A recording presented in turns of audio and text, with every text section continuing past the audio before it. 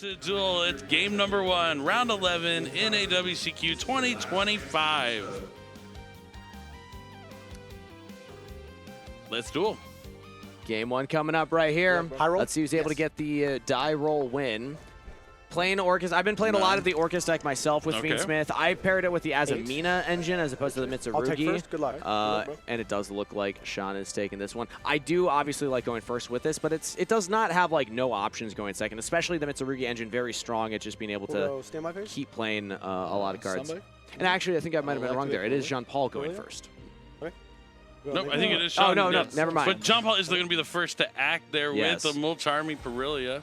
And the Mulcharmy Perilia. Yep, the double. Okay, when your opponent does double Perilia, Joe, is that you consider maybe your opponent's down to 3 cards? Do you just pass if you're going to summon a monster, or avoid summoning a monster from hand at all costs? I am definitely incentivized not to summon if it's an option, if it's even a remote option. Yeah. And what's interesting, and there are definitely some strategies that if they can special summon from the deck, can actually somewhat circumvent that. I'm not sure that that's really going to be the case here. Oh, the beautiful variant artwork of Diabellstar. I love to see it. But yeah, wanted into a couple Perilias, not great. Diabellstar's a beautiful card, but you definitely don't want to have to summon that from your hand. Theoretically, if you have things like a Deception, I mean, obviously the Witch is usually what gets you to Deception, but you can always summon from the extra deck, from the deck, things like that. So Instant Fusion coming out here to start things off. Might summon out the Millenniumize if he thinks that he wants a piece of interruption. Oh, called it. Millenniumizer shit can negate like those cards that you could discard from your hand to the graveyard. Kind of like the second called by the grave. All right, going to send the Forbidden Droplet to summon Diabell's the White Witch. That's going to give JeanPaul 2 fresh cards. And then if it's normal or special, you can send a Sinful Spoils or Diabell card from your deck to the graveyard. And he's sending Curse, the Diabell, to the graveyard. That's going to let him add Phila Diabell to the hand. Yep. Phila Diabell is going to let him access a level 8 Diabell monster from the deck. But clearly he has made the decision that he will push through the 2 Perulias. I wonder if he's only going to summon 1 time, though, and make it so that it's basically just a trade, 2 for 2. Yeah, I would say maybe at least 2, because he'll summon the Black Witch. That'll give him 2 more cards. But putting the Vengeance in the graveyard means it'll be able to summon itself back from the graveyard and not from the hand, so he won't be giving his opponent 6 cards. Like, at some point, you're going to give him so many cards, it's going to activate, like, the other part of Perilia where he's going to have to shuffle some cards back. Because it's going to be, like, how many cards on the field plus 6. I mean, Diabellstar Vengeance also is great interaction in 2 ways on your opponent's turn here. So we should be able to still make at least something here. Like we're not going to allow JeanPaul to play too many cards. We're going to have multiple negates. We're going to have destructions. We're going to have things to do. So he sends a Droll and Lockbird there with Deception. That's rough. I'd be really incentivized if I had Droll to just pass into double Perilia. Oh, yeah. Or Droll yourself so you don't give your opponent an infinite amount of cards. But like as I said before the game started, Droll and Lockbird is one of the best cards against the White Forest strategy. Yeah. So it's kind of hard to use Droll and Lockbird to cut off a Mulcharmy. But you know, after drawing 4 fresh cards, JeanPaul does have a Bestial Magma in his hand, but he looks like he might be going after that Diabellstar Vengeance. This is just the rough part, that when you're playing into double Mulcharmy, their odds of drawing these hand interactions, especially ones like Magnemite that can be just so backbreaking, and just increase with every one of those just 2 draws off the top, 2 draws off the top. So it looks like he used the Millenniumizer stick here to equip the Perilia. Discards effects and activated effects on the field. So okay, I'll activate Magnum. Magnemite's going to activate, so the in-phase JeanPaul will be able to add a dragon. Hallowed Azamina is going to come up next, sending Deception of the Sinful Spells to the graveyard. You have to reveal, but just going to go ahead and summon out anyway. Resliago will then search for another Sinful Spoils card. He's trying to spoil JeanPaul's day here in the morning. It's going to add LZ Azamina of the White Forest, which is also always treated as a Sinful Spoil. Sure. And then Magistus Chorizo. Yep. Chorizo. So I'll draw 2. It's to summon to the field. Chorizo. Sorry. Yeah, it's early. It's breakfast. You know, get some chorizo and eggs, and that's what Sean is cooking up here on his first turn. But Nibiru, the primal being, is going to come down. That's rough. Sending everything to the graveyard and going to hand Sean a token. And even with the Diabellstar Vengeance banished, there's just nothing, I think, left for Sean here. I don't see any cards in hand. And meanwhile, JeanPaul has an incredible amount of cards in hand. I think he's going to have to shuffle back. If he has more than 7, Target Deception. Okay, so so you could just go to end phase, let the Deception reset itself, but we're going to try and draw something here. So Sean is going to put that back. Where did all his cards go? Yeah. And it looks like a Wanted was just drawn. I think that's what I saw. Yeah. Ooh. That's not what he wanted. That, ironically. Oh, and maybe it is what he wanted because it is a Sinful Spoil. So wait a minute. It does let him use the Holo Azumina to return a Sinful Spoil card to add it back to his hand. He did already activate one this turn, but he can still at least get into like a Sylvia here.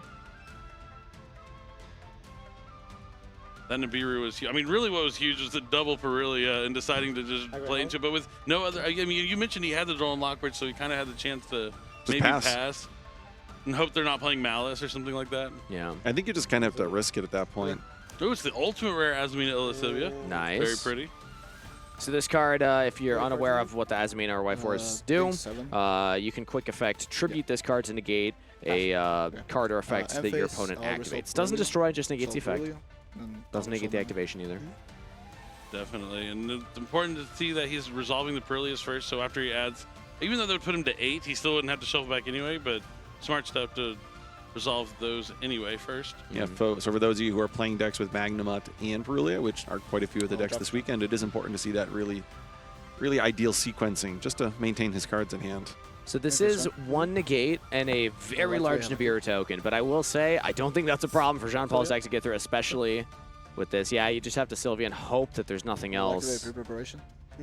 Okay, pre-preparation of rights means that we are getting into the Mitsurugis regardless. Yep, it's going to be able to add Mitsurugi Mirror along with, looks like Ame no Murakamo. Yeah, Ame is a fantastic way of clearing a Nibiru token. Yep. And then, I mean, you know that there's no interaction on Sean's side, so it's as simple as get to 8,000 damage. Yeah, it should not be that difficult to do.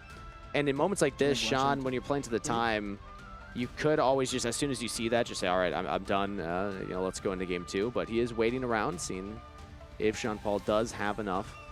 I think the other thing is he wants to see what the complementary engine is with the Mitsurugi, or if it's just pure Mitsurugi. Yeah. Yeah, because there's no way he had the Orcus cards in his deck when they played back at YCRS Orlando. No. Yeah, true. If you're wondering why Orcus is back on the scene, maybe you haven't familiar, but Battles of Legend Monster Mayhem did release some brand new cards for the Orcus strategy that really put him back on the map. One in particular, Galatea I, the Link one, which the deck has been begging for years now, really has brought it back into relevance. I've been loving that deck so much lately. Link ones are pretty good, I hear. Searches the field spell, did you know? No, Link one that searches the field spell, never heard of that before.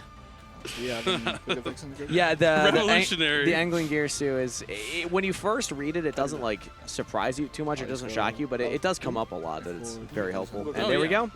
So not going to show any of the Orcas. JeanPaul will just take game 1 win. Just with Mitsurugi and a Nibiru. I feel like whenever we've put Orcus in the feature match area, they either lose and never play them or win and never play them. I'm really waiting for some Orcus monsters to actually get the field. It's like one. It only takes one Orcus. It does. It just takes one. It's like the lore. It's hiding in the Babel. You know, we're going there. We're gonna get there eventually. We will meet up with the Orcus, but for now, we're in a different part of the story. Yeah, maybe game number 2 we'll get to see them. But Mitsurugi really cleaning up there. I mean, it was really on the back of those 2 Multarmi Perilias, and that's why if my opponent starts with 2 of those, I don't even want to give them 2 cards one time, let alone 3 separate occasions. Especially when you have that Droll, like you were saying, Joe. It's almost like your opponent gives you the chance to delinquent duo them, and you're just, well, you know what? I'm happy with that. You can just go. I know. It can be scary, though. I understand why duelists choose to play into it, because so many decks, unless you know how many cards your opponent has in their deck, which you can ask.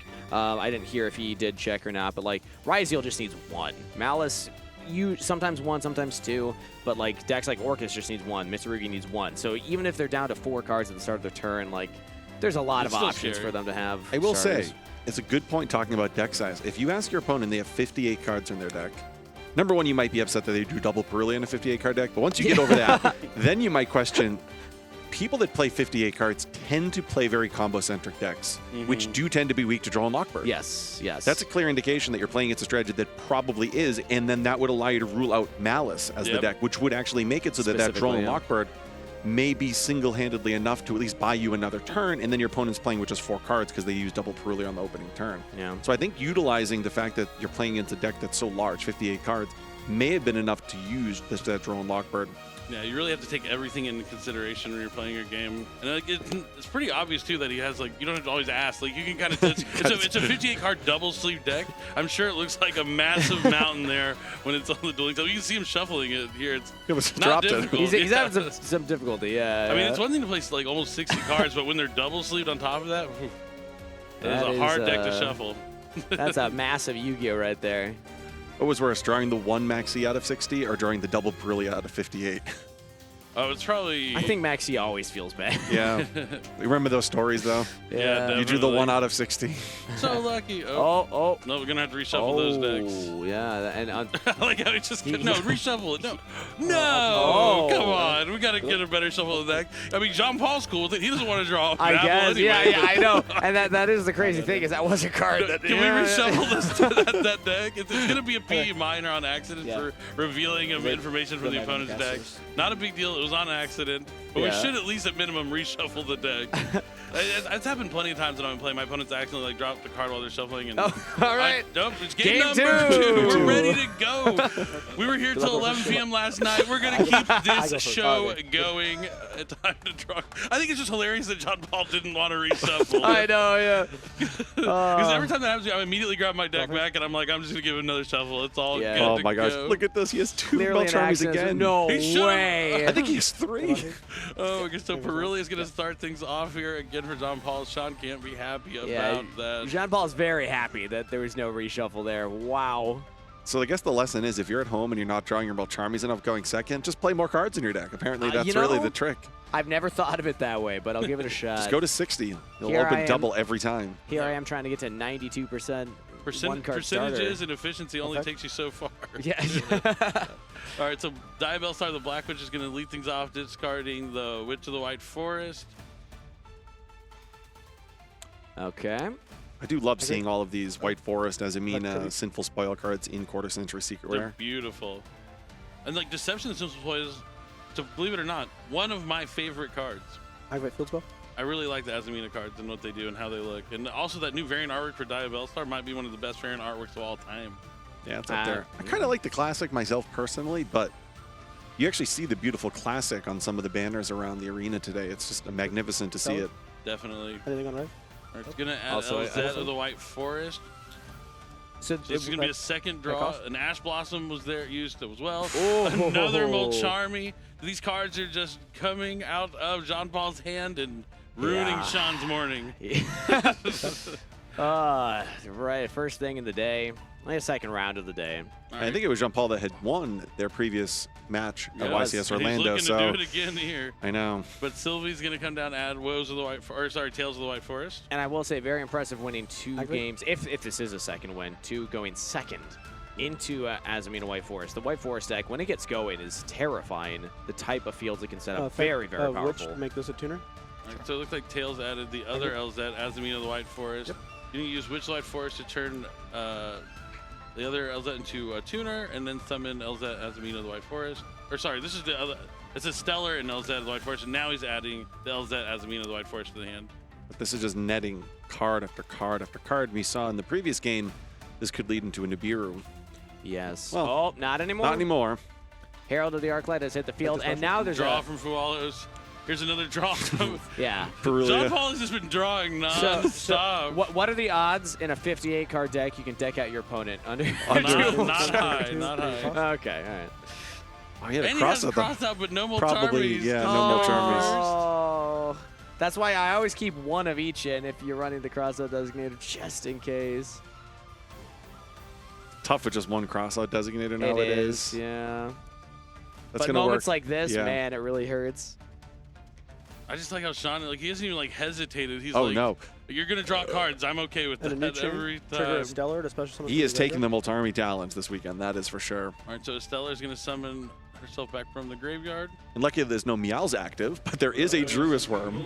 Yeah, you're just gonna keep drawing into more and more interruptions as you go. You see, if your deck has an incredibly high ceiling like Lunalight, I can actually understand taking the Mulcharmy challenge.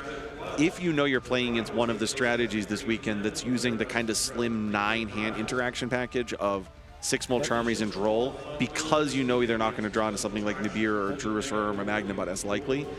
But here, we already saw in the previous game that JeanPaul is in fact playing Nibiru and the Bastille. So when you try to take the Mulcharmy challenges in these types of matchups where there's so many more hand interactions, you see what we're exactly seeing here, where the highest ceiling of what you think your deck can do is just not going to happen because your opponent's drawing so many additional cards. Yep, that Curse of Diabell is going to add Phila Diabell, and then Phila Diabell is going to add the Diabell Star Vengeance. He's just going to keep summoning and keep giving JeanPaul more cards. How many do you think he's at right now? I have not been keeping track. I'm going to guess 12. I mean, he's used 4 cards from his hand and drawn like 3, so... Oh, okay. So he's drawn way more than 3. Okay. Yeah, he's like at 7 or 8, maybe. Yeah. Effective. I draw one. He summoned it from hand. He's drawing one every few seconds at this point. Just, I do like, though, that he's got a Drone Lockbird in the back. Watch him still not summon an Orcus monster. Oh, I know. He draws 25 cards and no Orcus in sight. Like how you're reverse jinxing it. I am. I'm trying to. Well, with 58 it. cards, I mean, there's only so many Orcus that you run, so it's not unlikely that you wouldn't draw any. Or I think that was the with this many, you're probably going to draw one. But like in a normal opener of 5 or 6 cards. So I think you just reset the Sinful Spoils of Slumber, which is an interaction. It's essentially a Book of Moon-esque effect. For special summon monsters. I like it a lot. No, it's great. I'll oversold the Mulcharmies. I have 9. So if you're playing anything with Diabell Stars, that was something you want to include in your deck as an option. Yeah. Oh, no. Oh, wow. So he gets to keep all 9. Yep. So he has 4, 6. 6 plus 6 is 12. Morian is the Book of Moon. And I know the one in hand is Unknown. At least he has a card in hand this time. He's already doing better than he did in the last game. And a lot of interaction on the field because the Nibiru was not used. Herald would have protected against that, of course, but... Oh, yeah. And also important to note, Herald has a lingering effect on the field. Any monster sent from the hand or main deck to the graveyard is banished instead. That's actually very good against both Mitsurugi and Orcus. So if we think about that card alone, JeanPaul's going to have to find a way to deal with that because sending a monster from your deck to the graveyard... we have an Orcus monster. Yes, on field, but it's going to get banished, right? Yeah, it's Herald of the Arclight hand. Yeah, it field. says a monster sent from the hand or deck to the graveyard. Oh, it's everything but the field. That's right. Yeah. It's banished. Yep. Looks like he didn't realize it. Yeah, and that's the thing. Like, it really hurts. And, yeah, that's tough. Yeah. I mean, you can still go into Galatea Eye and then maybe go into, like, an SP to try and clear the Herald and then play from there, but... Yeah, it's pretty clear that he was not aware that that was going to happen. Exactly. Everyone knows about the negation effect of Herald. You contribute it to negate the activation of a spell trap or monster effect, but the lingering effect on field takes people by surprise. Yeah, I remember this is several nationals ago, or several NAWCQ seasons ago, but there were some variations of the Adventure combo deck that utilized the artifacts that would go into Herald on field to actually play around Forbidden Droplet, which was one of the main odes to the kind of Halifrabrax, Artifact, Lancia combo, TG Wonder Magician that would go on. But you would have Herald out, so you would just play through Droplet, because if you use your kind of turn player priority right there in the draw phase of your opponent's turn, they're not going to have anything on the field or Droplet, so they would just have to have cards in hand. All right, so we're going to see Poplar of the White Forest come out here. Pretty sure it has a quick effect to Synchro Summon.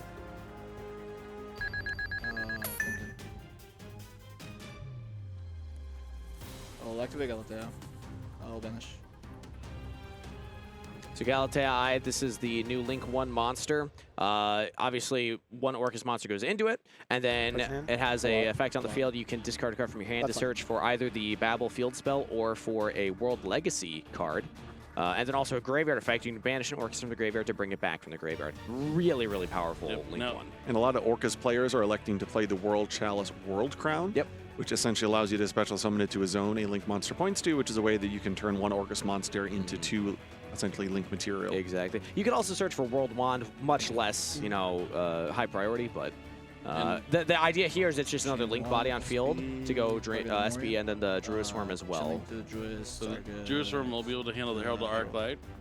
It looks like the SP Knight's going after the Sinful Spoils of Slumber Morian. And this is a really interesting position for Sean, because if he uses, I mean, there's no reason to use the Herald to negate, but if he uses anything, SP can then get more cards removed from the field, chaining the second effect. So looks like Chain will just resolve. And this quick effect. We have normal summon for JeanPaul, but with the Mitsurugi engine in particular, you can do a lot of stuff without your normal summon. I'll activate Havoc here.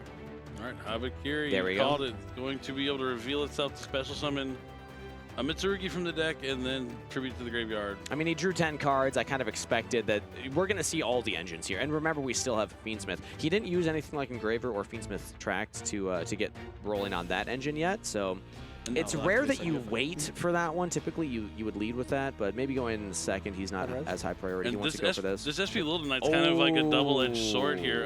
Not only was it able to take out the Morion, it's going to check the Poplar or the White Forest as well, because Poplar White Forest lets you quick synchro, but you have to use itself as Oh, good point. part of the cards you control. And that's why I think Sean is checking right now if this SP Little Knight is going to be able to have to handle the Poplar, and it does. So at that point, it's really just the Diabell's Vengeance? Vengeance. Yeah, Diabell's Vengeance. That's going to be our kind of interaction here.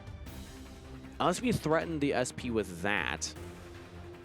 Yeah, Sean's got a tough kind of decision tree here ahead of him, depending on what JeanPaul does. Droll and Lockbird.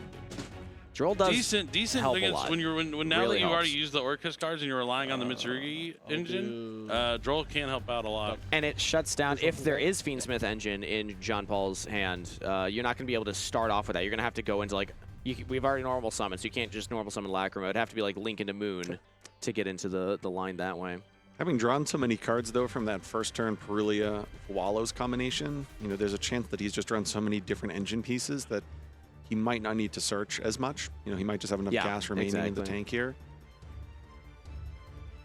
But we did see cards like pre-preparation right in the first game. So Droll and Lockbird, which is usually the case against 58 card decks, is a high leverage hand interaction. Yeah.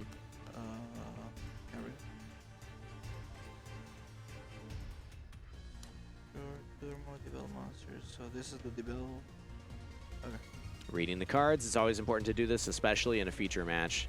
Make sure that you know what your opponent's cards do.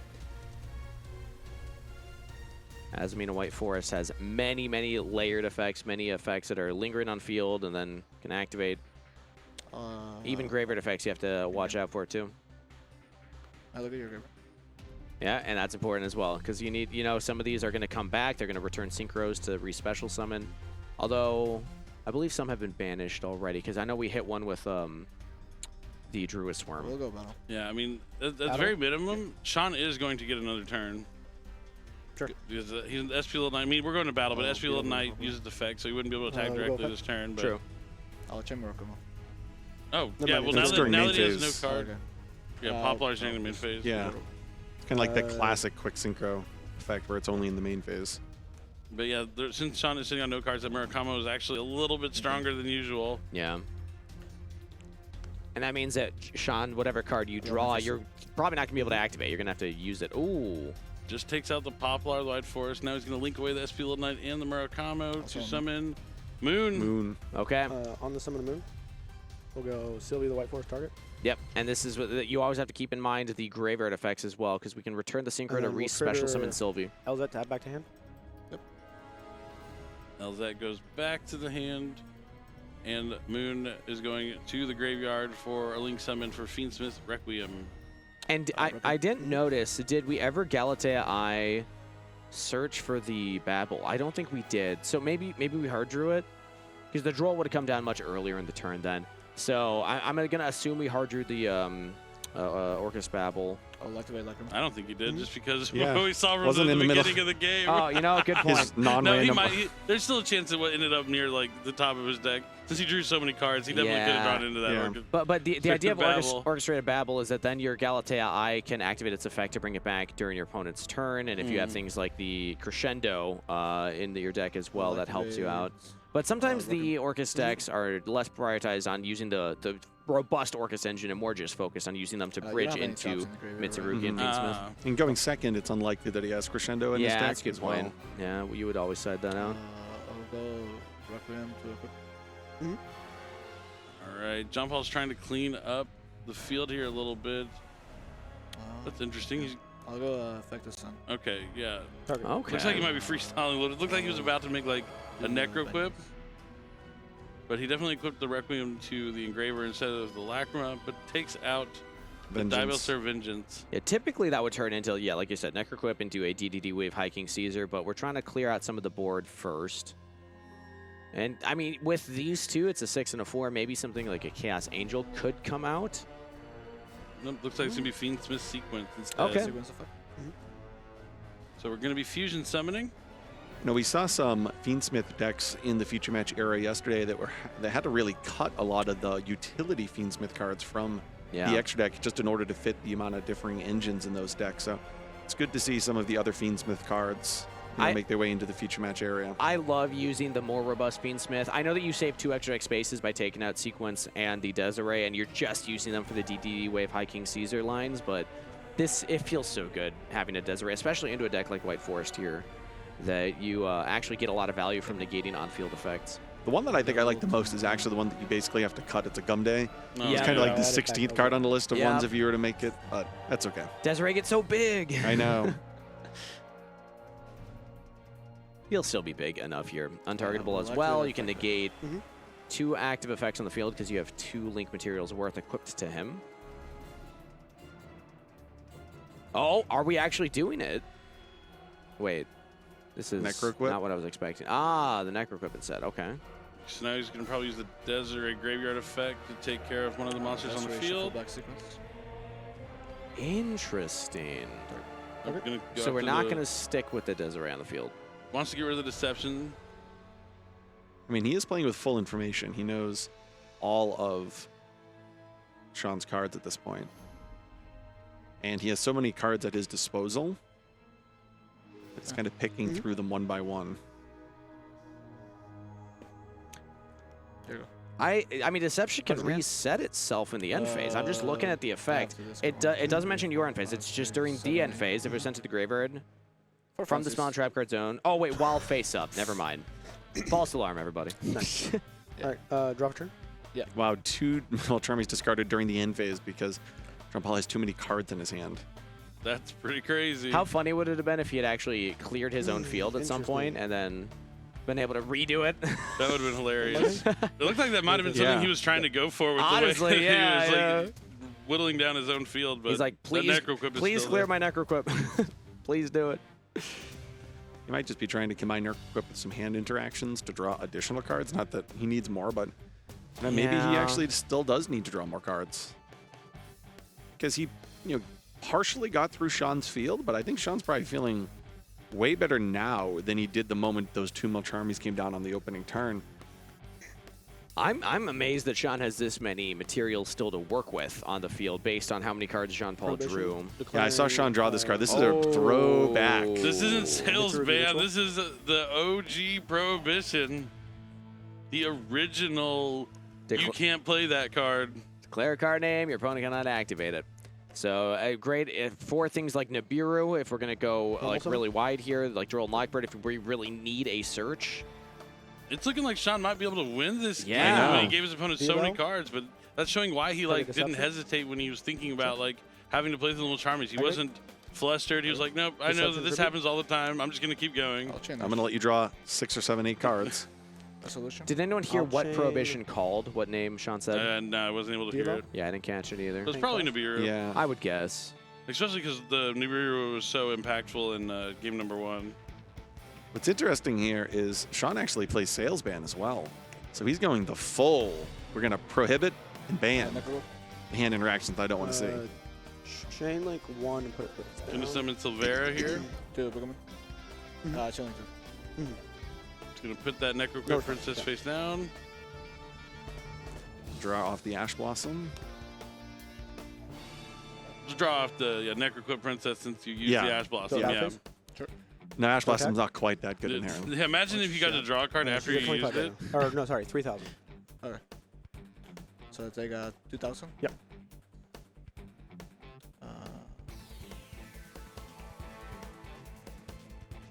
Yeah, it's double damage from this.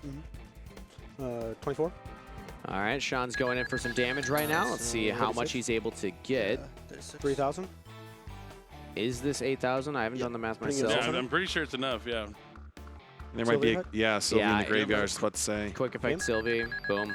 Yep.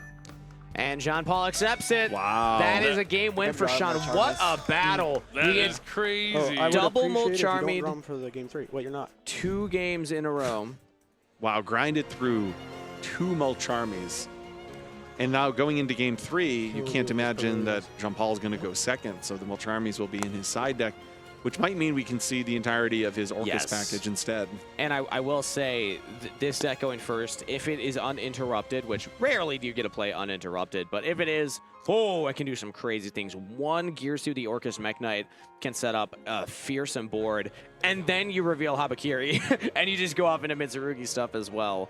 Very strong. I'm really hoping to see the Orcus cards in action, because they only got like a couple new cards in Battles of Legend, but they're so impactful to really bringing the strategy back into the limelight. Go. Well, sometimes all it takes is 1. I'm thinking about Prank Kids, for example. Sometimes you just need a Link 1, and then you're good to go. You can actually play the deck. A pretty good card. Bring it back. 58 cards, though. I will say it's hard to draw some of the Orcus engine, because yes, you have 3 Gear Stews. You're probably going to be on 3 Harpours. Things like Foolish Burial are often common in this deck as well, but there's not an easy way for the Mitsurugi cards to bridge in unless you're trying to go for like a big rank 8 vampire, like a zombie vampire play or something like that, which is less common. You can actually Dingirsu. That's the bridge. Oh, 2 level 8s. Yeah, the 2 level 8 rituals can Dingirsu into the old school Galatea. All right, well, you learn something new every day. Yeah, I mean, yes, the vampire is another possibility. I'm not sure he's playing it though. Yeah, it's less common. I've seen things like the Horus engine played alongside Orcus to try and do that route, but it's a good shout out there. You can still go into Galatea I, but then that can only get you into really the World Chalice, World Crown, which can get you to the Galatea, and like you don't have much to do with just that, because again, yes, you get to the Link 1, but the Link 1 itself doesn't get you into the rest of the engine in a very clean way. You really do want one of those other starters. I think you end up with Galatea SP Prayers Crescendo is one of the lines you can make if you want to do the bridge, which is pretty reasonable. I love it, though, when you're able to get the Dingirsu engrave with the Babel, with the Symbol Skeleton, be able to summon the Ding on your opponent's turn, non-targeting, send to the graveyard. Very powerful. But now, Sean is the one who is going to be going second here for the first time in this match. It's going to be his chance to activate some of these Mulcharmies from the hand, hopefully, to slow JeanPaul down, because, I mean, Orcus does play into, like, all of the Mulcharmies. You're going to be summoning from hand with, the World Legacy monsters, including like your normal summon as well. You have the Mitsurugis. Meow's is good against the Orcus monsters, as they're summoning from the graveyard a bunch too. And you really, any Mulcharmy will help Sean out a ton here. Yeah, it's interesting how so many decks can just do this bridge back and forth. Like the Mitsurugis can bridge to the Orcus, and the Orcus, if they open Gearsu, can bridge into the Mitsurugis as well. It's interesting. We see this strategy able to do it. Obviously, we've talked about Ryziel being able to do that with some of the cards in the extra deck, King of the Feral Imps, for instance. So just really fascinating how many of these decks this weekend can just bridge their 2 engines so effectively. The one thing about the Orcus bridge, as opposed to something like the Ryziel bridge into Mitsurugi, is that if your opponent's on Bystials, they can actually hit the Harpour and stuff in the graveyard. It does slow it down a little bit, which is why I like that it bridges, but it's one of the easier to-hit bridges, I would argue. But still, it's an option, which is really, really cool. All right. Players have shuffled up their decks. I love those beautiful YCS Top Cut sleeves there on the extra those look great. They came out really nice. I think it would be fair for Sean to draw 2 Mulcharmies, honestly, after what he had to go through those last 2 games. Are we cheering for him? Usually we're not cheering for that, but yeah. I'm not cheering for any particular player, but Sean just had to sit through 4 Mulcharmies activated on his opening turn. Less of cheering, more of a sense of justice. Yeah, we put it that way. Hey, that game too was incredible, though. I mean, to play through the Mulcharmies, not even hesitate, and he knew that he would still be able to win the game, but he's going to need to win this 3rd game if he wants to move on with a chance to make the top cut in the last round. I'll go first. Good luck. Game 3. Start. JeanPaul looks to be going first here. And now we get to see, again, Mitsurugi Orcus going first for the first time in this best of 3. And we have the normal summon Gearsu, 3 in the deck, 58 total cards. Probably the best normal summon you could ask for. And it's uninterrupted. So if you have an Imperm or Effect Veiler or anything, you want to hit this, because not only is this an on-summon effect, you also have the on-field effect, where you can summon a token to both sides of the field. And that's going to shut down things like Imperm at that point. And I'm here, he says he has 2 World Legacy tokens. They're literally what it summons. Yeah. It's the actual token. That is let him use his beautiful. token. I love that. Yeah. I love that so much. It's literally what they summon. Yeah. As cool as those judge tokens are. So from here, the combo, there's a couple different ways you can go, but usually, yeah, the token into the Link 1. This will search for the Orchestrated Babble, and then you can go into straight into Fiendsmith Engine from there. And then insulate from Nibiru, and then continue with Orcus stuff, which is really, really cool, because you're not Dark Locked yet. Orcus will eventually Dark Lock you, but we're actually going for the Crown Line instead. And this is what I'm saying. You have decisions to make here. The Babble, if you already hard draw it, you don't have to search for it, or if you just value having more bodies on the field, because the level 4 can bridge that into King of the Feral Imps and get into Mitsurugi stuff. It seems like maybe JeanPaul's prioritizing that more. Yeah, so many bridges in this particular strat. I mean, there's basically 3 strategies that can all interbridge with one another. Yeah. Yep, so Moon of the Closed Heavens is going to be sent to the graveyard for the Link summon of Fiendsmith Requiem. Fiendsmith Requiem is going to tribute itself off the field to special summon Lacrima of the Crimson Tears. And then Lacrima of the Crimson Tears is going to send Fiendsmith Engraver from the deck to the graveyard. We'll activate Engraver. And just like we saw in the last game, the Engraver is going to come back immediately. Now this is the decision. Are you going to go for a DDD Highway King Caesar or the sequence like you did in the previous game? Yep. It looks like when he goes first, he prefers the DDD Highway King Caesar. It's so good against Nibiru specifically. This moment right here where we're going to contact Fuse Necroclip, this is the last moment you have to use Nibiru, and there is none. So we're going to overlay those two into the DDD Wave High King Caesar, and now that will protect against special summoning effects.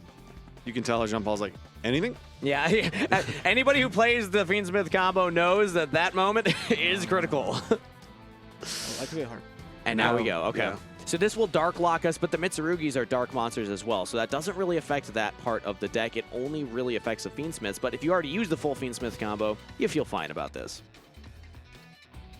Yeah. So Heartpour is going to special summon another copy of Mech Knight Girsu. Himself. Yeah. So we're just going to go for another level 4, and here we go. I'm expecting King of the Feral Imps, and there it is. And now we can continue the bridge. Look at that. Orcus goes to Fiendsmith, and also Orcus goes into King of the Feral Imps, which goes to Mitsurugi. This is why the Orcus cards had so much excitement around them when we saw that Link 1, because suddenly now it gives so many options for how to play the deck. And now you understand why he's playing 58 cards. You know, that's just such an astronomical number when you're trying to play sometimes as close to 40 as possible, but all 3 of these packages can just, as we've seen in this particular game, one leads to the other, which leads to the other, and they all have differing purposes, right? The Fiendsmith cards are what insulate you from Nibiru with a High King Caesar. You're going to have the Orcus cards, which will potentially provide you a counter trap during the end of this, which just gives a very unique type of interruption. And then, of course, the Ritual. The Mitsurugis have such a unique form of interruption with the board clearing effects as well and the hand disruption. So this package, there's kind of the combination of all 3 of them, just provides so many layers of interruption by the end of this opening turn. The current line that JeanPaul has decided to go through tells me probably less of the Orcus end field and more of just the Mitsurugi plus DD Wave High King Caesar, unless, again, you draw the Crescendo or something like that. Then the Galatea Eye Graveyard Revival effect is big, but expecting more of it to just be Mitsurugi plus the Wave King Caesar, and then next turn you'll have some more Orcus stuff to do. And that's another great thing about Orcus, is it just keeps playing on your next turn. If your opponent doesn't hit it with Bestials or stuff, you always have cards to activate from the graveyard. All right, Mitsurugi Prayers is going to summon from hand by tributing from deck. The Kusanagi is going to add the prayers back to the hand. Rasu is going to allow him to search out another copy of Habakiri. I'll go deck. Now he's going to summon from deck, tributing off the Ame no Murakamo. Summon from deck, and then the Ame no Murakamo will come back and add a Mitsurugi card. And so far, all of this is uninterrupted. It looks like Sean has no cards in hand that he's going to be able to use to stop this. Ghost Spell would have been used to stop it. Summon from grave. So it's a you can add, and so you put it on the field first, so you don't get to search. No, it's not the way around. So it adds first, and then I'm summoning. Oh, okay. Yeah. Duelist making sure they know the correct order of the effect activations. Mitsurugi Mirror is then going to send... This is where I think the Dingirsu bridge on the bridge on the bridge on the bridge might appear to actually bring back the Orcus back into or like the swing of things. Industrial engineers right now. You know, we're just throwing those things out there. Adds great purification to the hand as well. Yes, this is going to be probably IP. Yep. Yep. I get another dark monster. Remember, we are dark locked right now because of the Harp Horror, but all the Mitsurugi cards are dark monsters. IP, a classic dark monster. We're using the Galatea, banishing from the graveyard to summon. And from here, we can either go into the original Galatea or that Dingirsu. We are just going to go into the original Galatea, I'm assuming here. There it is. Makes sense. Yeah, so at the end of all of this, he still has the ability to access Crescendo. Yeah. The Girsu. Sure. Very powerful field. So he did find a way to get there. I forgot about he had not used the Galatea graveyard effect yet, so he had a very clean way into Galatea to get to that Crescendo. 3 other back row as well. I think it's so cool. Oh. I think it's so cool that this deck searches 2 negates in the form of trap cards. Yeah. You get Crescendo and the Great Purification just for the extra layer of protection. Just in case. Like, this is a tough field to break. Oh, this is very... Yeah, that's what I'm saying. Good This board. is impressive. It's a good board. Let's see what you can do, Sean. That was a Nibiru he just drew. Oh, classic. Too little, too late. Classic. The alt art Nibiru, just on time. 6th card. Sean did not have double Mulch Armies. He had the opposite. And he still has access to the Ame no Murakamo coming back from the graveyard as well. He just looks like he has 5 engine pieces and that ill-timed Nibiru. But, you know, if there's anyone that's going to be able to navigate this really complex board with White Forest, I think Sean's probably up there at the top of the list. He's been playing this deck for so long. And you hear him just say, I really hope you don't have Droll. Yeah, right.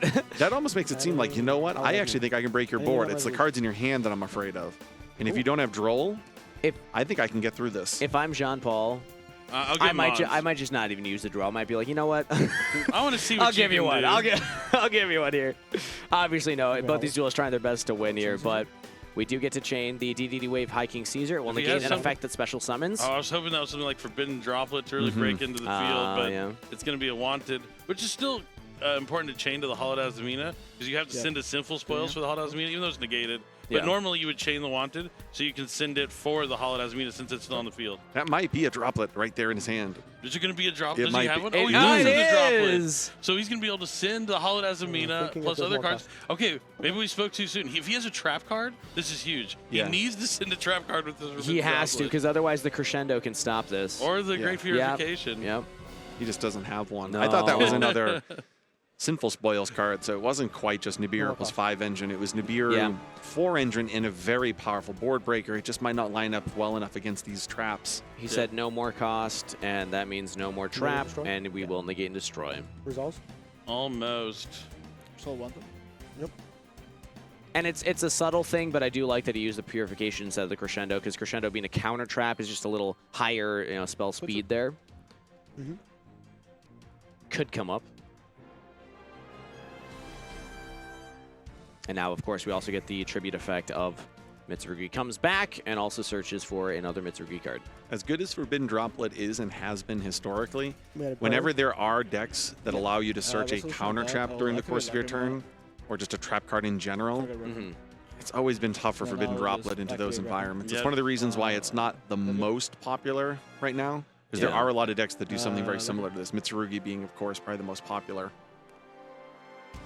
And we are running the Fiendsmith in Paradise. Love to see that. I mean, if you're playing 58 cards, you can kind of fit all the one-ofs that you don't want to draw. Crescendo, basically all the trap cards, all the engine trap cards. It's actually kind of funny when you think about it. He has one trap card representing each of his 3 archetypes. He's got a Fiendsmith one.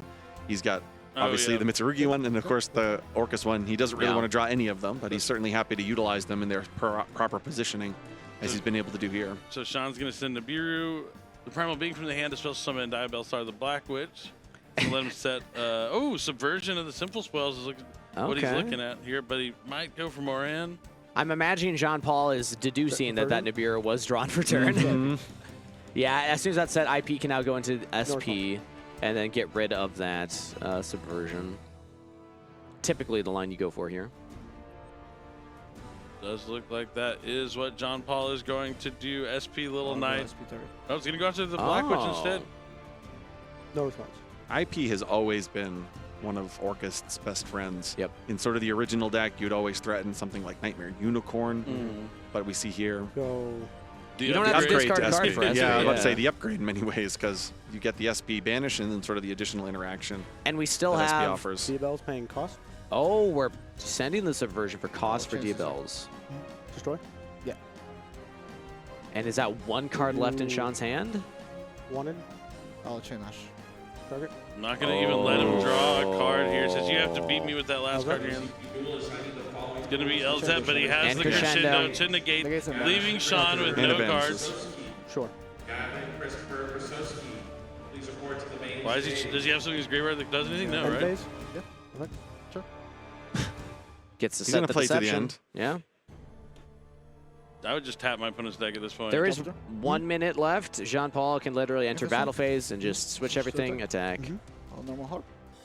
And There we that's go. going That's to it. be it. JeanPaul's going to take it and move on 8-0-3. But if he wins the next Yeah, it round, doesn't if help, he, like, if he gets somewhere it's 9 literally wins, like- Yeah. that'll still put him in It prime helps if it's, position to like, make the some top of it, 'cause then I don't have to do 64. this, and that- But, you that know, is, we like, three of might my see cards. right here why he has 3 draws. This one, like, they both played at But it's reasonable like, it's paces, crazy, I can and it still do came down to all the this wire and do because that. I can Yeah. it just takes a while to work through those 3 strategies all combined together to create this It's funny. 58 card. Because it's one bridge to the second, to the third, and then the Back third to the goes first. back to the first. So when you're building 4 bridges, you're going to take a while. That is so funny because you got to make sure you get to the Fiendsmith cards before you're locked into Darks. Once you get that taken care of, yeah. No, the Orcus, it'll come back. Yeah, we'll go back to it But we later. didn't see like the Dingirsu, how that can Yep. bridge, but there's just so many different manners by which one can get to the other, but then you have to go backwards and then forwards.